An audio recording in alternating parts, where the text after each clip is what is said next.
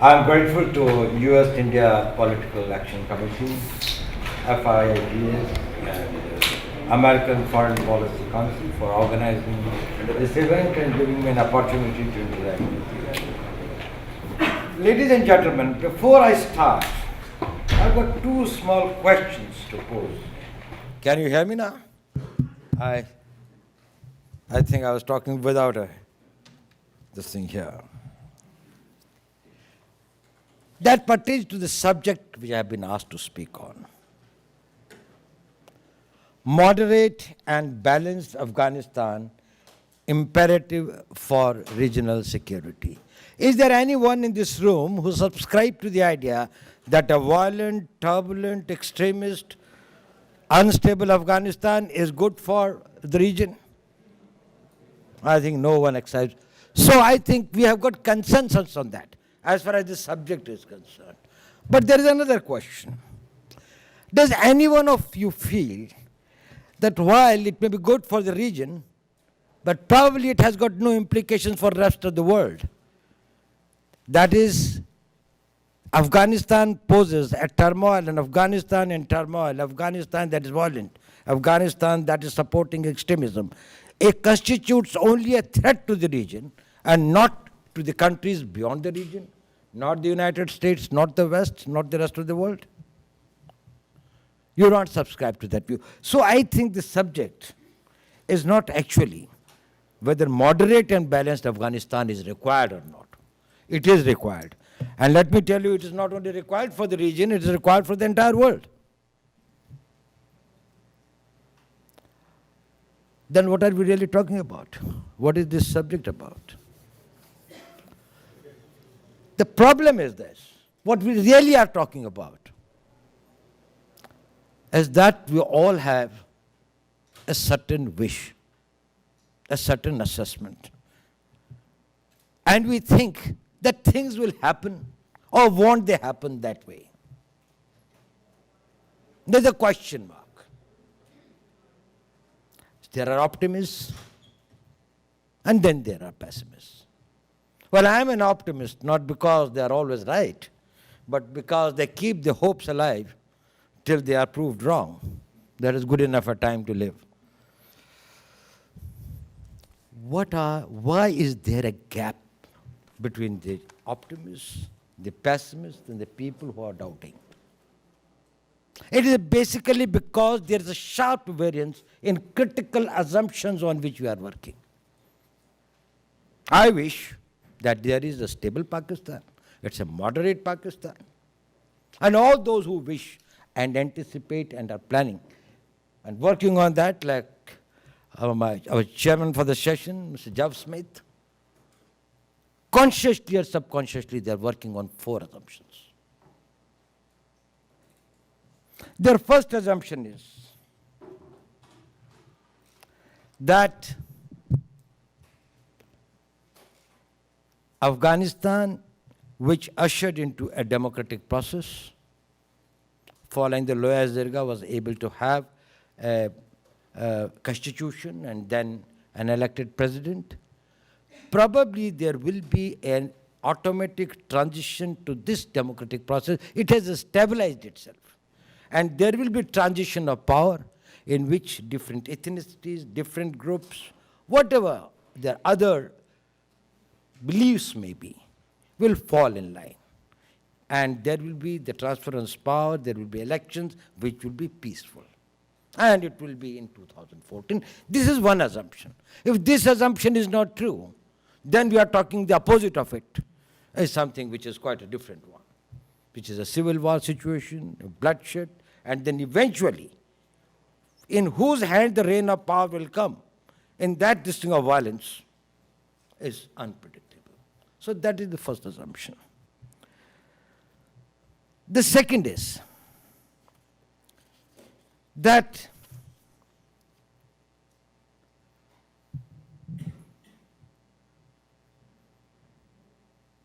Taliban will change. It is assumed that the people who have worked on certain script for a long time, they will give it up. the path of violence, the extremism, the faith in jihadi ideology, and then come, either join the political process or will try to become an influential ideological group which will influence the political life of Afghanistan, even if they do not directly participate in the election. That is the second opposition. Now, how will it come? There can be this thing. Some people think, well, we can talk it out to them. Some think we can ideologically, this thing. Some others think we can buy them out. Everybody has been trying in their own way. The Pakistan has been trying. United States have been trying. Even the British have been trying to do it independently and then collectively. I think even a section was even in touch with the Afghan administration, and they were also trying to talk to certain factions. Nobody knows which section is talking to whom and is talking what. But this is an assumption. If this assumption is not true, then we are back in 2001. Correction. We are back in the situation worse than 2001. I'll come to that later. There is a third assumption, that 325,000 Afghan National Army and the police will deliver. It will hold together. It has been equipped. It has been trained. It has got officers who are sufficiently motivated. And it is felt that irrespective of what happens at the political level in Afghanistan, the strong military and the police will remain a disciplined force, upholding the constitution and the democratic values of the Afghan state. This is an assumption. In last 12 months, I have met at least 15 to 20 top Pakistani security officials with the rank of Lieutenant General and above in different places and others. Not one of them has subscribed to this view that this army will be able to hold back, irrespective of the fact what is their weapons, what is their training level, what is this thing. They say there is a mismatch between the officers level and the cadres, and once the ethnic loyalties come up, once there's the transition of power, and again these things, this will get probably, to create a national army is a time-consuming process. It does not happen overnight, but I don't believe them, as I have never believed many Pakistanis. I don't believe them. But this is a question mark. This is a question mark. That if it does not remain what it, let me tell you one thing. Najibullah's army was much better trained, was much better this thing, and it could not hold on. But I think a lot of there are positive things, and the United States has done a lot, given a lot of these things. But then I think little short of what should have been done. I think it was brought out by our deputy ambassador, the Afghan ambassador in Delhi. It doesn't have, and I think some others also made the point, the logistics, the air defense, the services and maintenance of the equipment, artillery, air defense powers, all these things, there are big gaps. And those gaps are there not because the Afghan government did not want to fill these gaps. These gaps are there not because the Americans did not want to do it. It is not that the Afghan army did not want to do it. It is because of the Bonn Conference and thereafter. The Pakistanis never wanted an Afghan National Army to be equipped and to develop the muscle, that it could give resistance to any of the things or any of the designs that they may have in that area. Their wish was accommodated. So that is another thing. But the another one is that Pakistan will change. There is another assumption. That is, Pakistan will take and assume a role of a very responsible state. No duplicity, no double talk, will commit itself to fight against terror, will be a very benevolent participant in the Afghan reintegration, reconciliation process, development process, and will do everything possible. And I think all that, the right type of noises which are coming from Pakistan, gives somebody a lot of hope. Friends, I'm not a scientist, but I'm a great admirer of Einstein. For one thing that he defined, insanity is. Insanity, he said, is doing the same thing over and over again and thinking that next time the results will be different. You do the same thing once and you get a certain thing. You put your hand on the burner and it burns. Put the second time it burns. You think third time maybe the stove has changed its mind. and you still do it. That is what he said was insanity. I don't think that he had ever Pakistan in mind or anybody else in mind. But the fact remains, that is unless the Pakistan proves by its conduct, Pakistan walks the way and says, probably there's every reason, the onus of proving it lies on Pakistan. Other countries to modulate their policies, responses, ideas on the basis of the assurances. Probably could be a good policy with the countries who have no such a grand track record of such a long time of going to the extremes, which is totally unacceptable in any form of international relations. I don't want to go into that. It's not a question of history. But my point is that this is an assumption, may still come true. Now,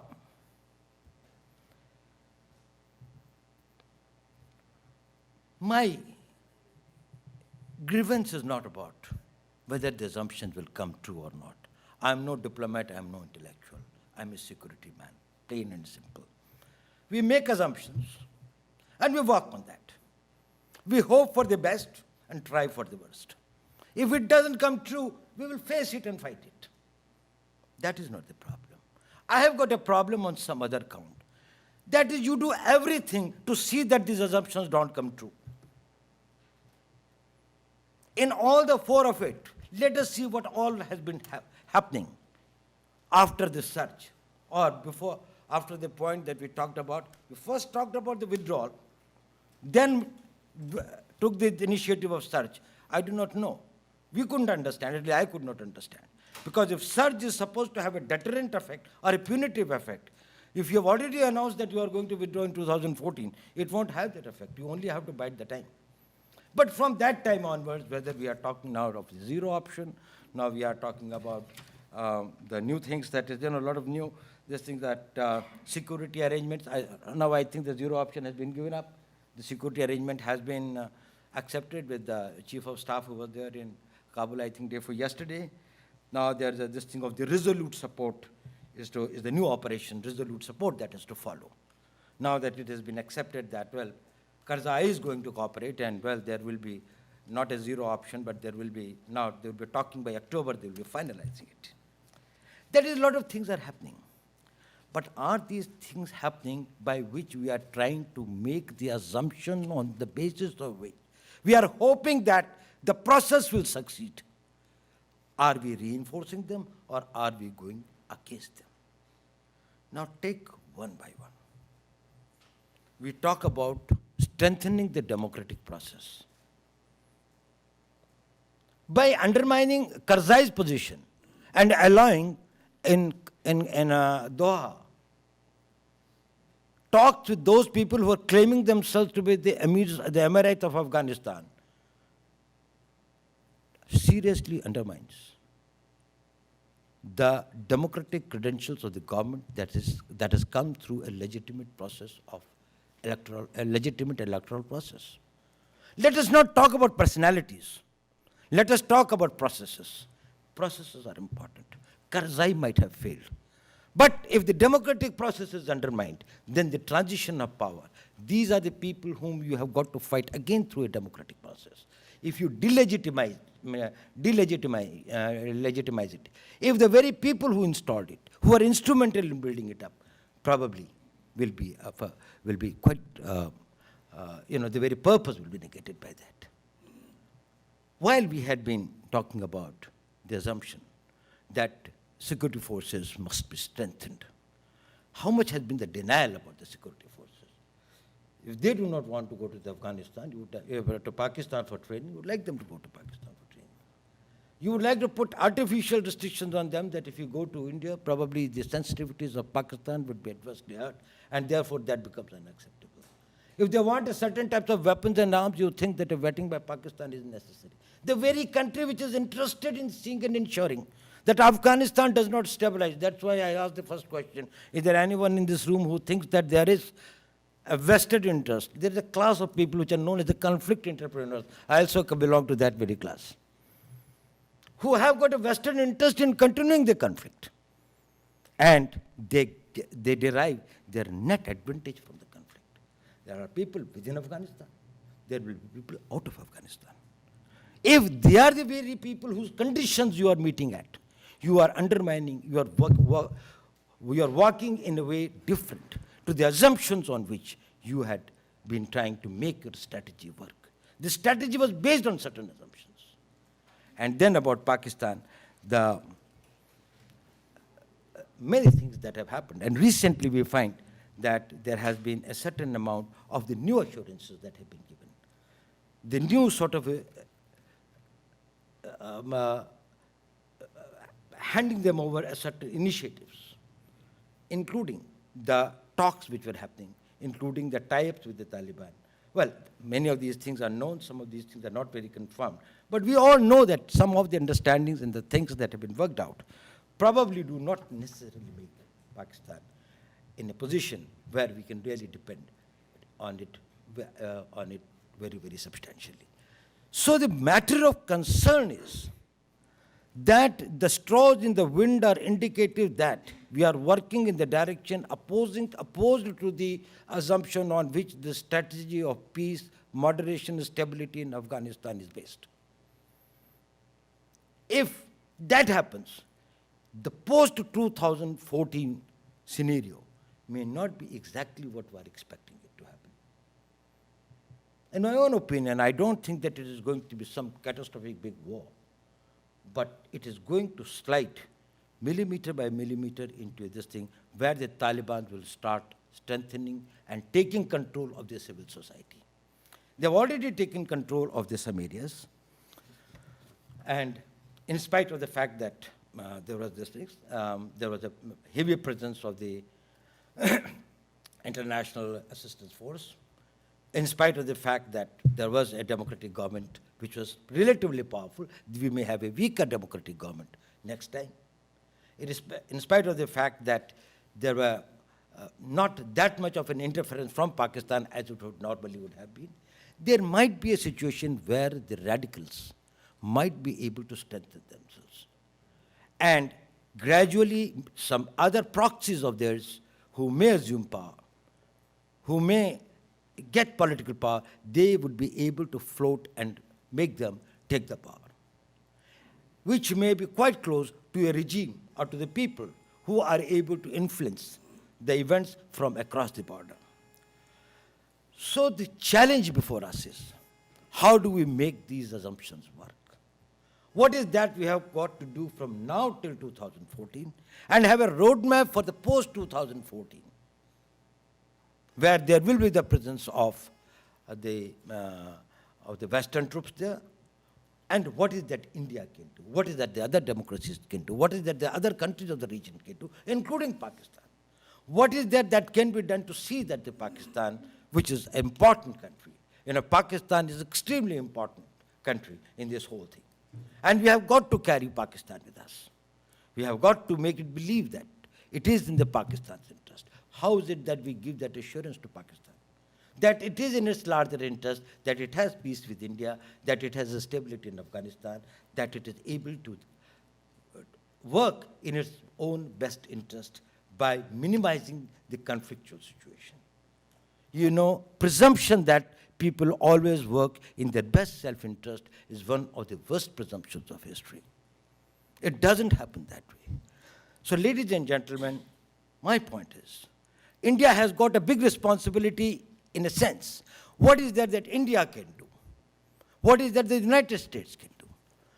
To create conditions in Pakistan and in Afghanistan where the assumptions of peace, the assumptions of stability, the assumptions of moderation can hold good and they can come true. And should that happen, I don't think that this is a very difficult thing to achieve. It is very much doable. I must say that United States has paid a very, very heavy price. And thousands, they have lost the soldiers there.